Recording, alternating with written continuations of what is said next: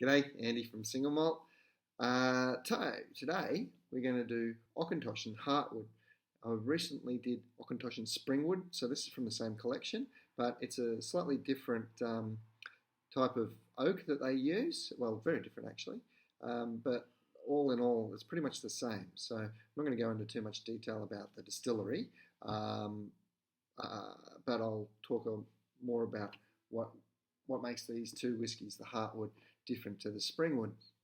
And in essence, you can really boil that down to one thing, which is the Springwood uses American oak barrels, and the Heartwood uses a combination of American oak. So early maturation in American oak, and then finishing with some Oloroso sherry cask oak.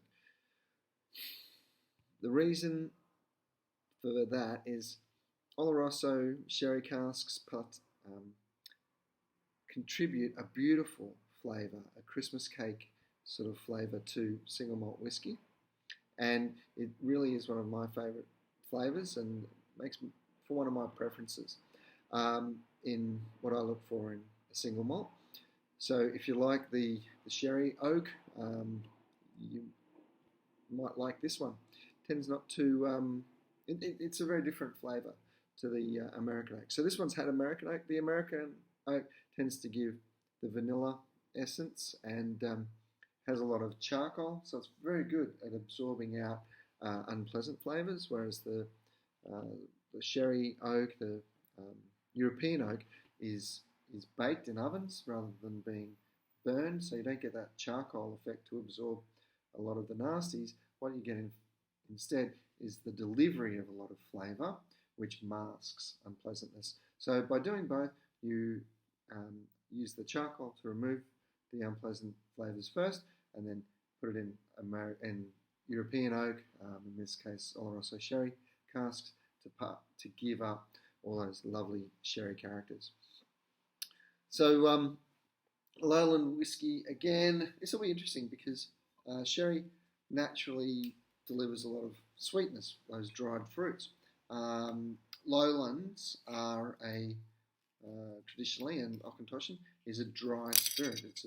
Has a real astringency to it. So I'm interested to see what's going to win here. We've got the astringency, easy for you to say, the astringency of the lowland character, and then balancing off against that is the fruitiness from the oak. Now there's caramel added to this, I will say, so don't be deceived by the colour. It looks a bit like a teapot, a 3-day-old teapot, but it's a nice looking colour for a dram of whiskey, and I think we'll see that it really comes through. Now you'll have to use this jet coming over because it's very loud, and it might make it very hard for you to hear me for a couple of seconds. Where I live in Sydney, I'm right underneath the flight path, so I have to put up with this. But if I stop the video, you won't get the true sensation of me pouring directly from the bottle and get my first impression, which is what I try to deliver in these tastings. Right, so immediately there is the real concentrated fruitcake characteristics. Beautiful, yum, one of my favourite flavours.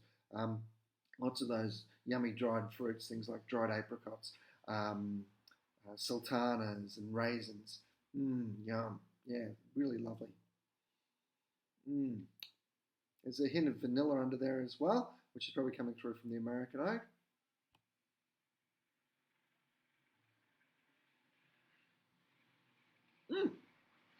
What an interesting combination. So you have immediately that fruitiness, the dried fruit characters coming through. Yeah, right. And now I'm getting that dryness in contrast on the back palate from the typical lowland whiskey. This is an interesting dram because there's a lot going on. You've got all of the upfront fruit, really potent. Like these are really good first fill Oloroso sherry casks. You can taste the sherry. It's overt, really, really strong. And then there's the natural character of the spirit comes through, and tasting the springwood against this sort of made me friends with the Auchentoshan. So the areas that I was expecting to see some flavour, that particularly that astringency, wasn't there. But then it came through later, and it came through, underneath this fruitiness, and then comes up and makes it the predominant flavour. So it lessens off and it stops that real intensity being sickly. So it's good. It's like it's like they're in balance. They're playing off each other. I can see why they've done it, and it's a good effect. So this is worth a try. It's a good contrast, and really big contrast actually to the springwood. Good whiskey in its own right, but very different. It's all about trying different things, right? So give this one a go too. It's a ripper.